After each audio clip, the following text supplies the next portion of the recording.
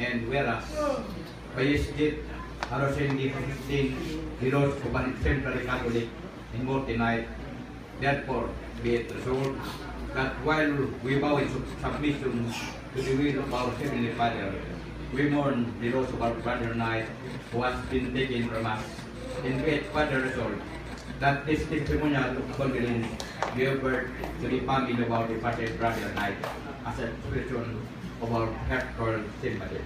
Signed, Sir Knight Benito Gilberian, faithful and Gitol, signed Namer Tuwal Siaguto, faithful controller, and signed Domingo Siaguasaga, faithful driver.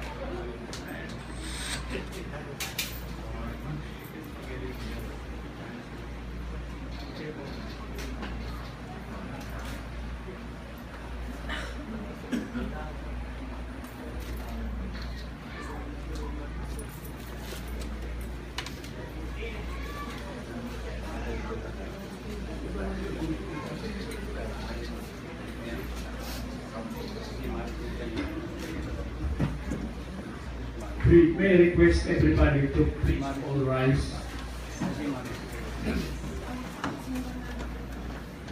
And Mrs. Flavi.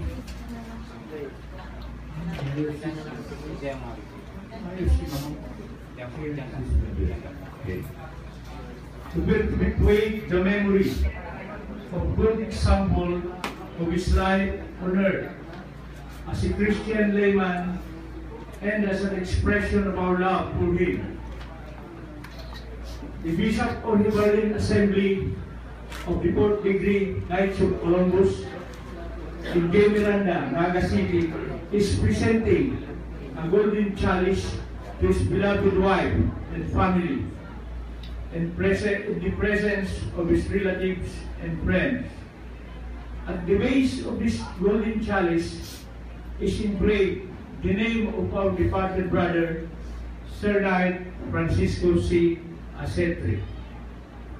My brother Knights and I, by contributing to the things necessary for the worthy celebration of the Eucharist, by a given Catholic community, shared by the proxy of our gift in the worship of that community and the blessings that flow from it.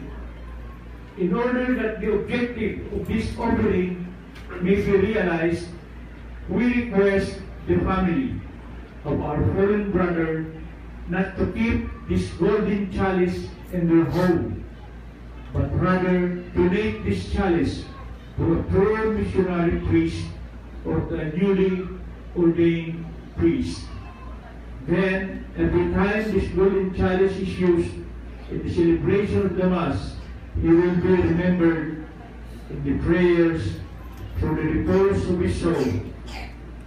On behalf of the officers and members of the Bishop of the Berlin Assembly, it is my honor as past faithful navigator to present to you His grace and to your children this golden chalice as a symbol of our love and esteem for our departed brother, Sir Knight Francisco C. Asetri. Please.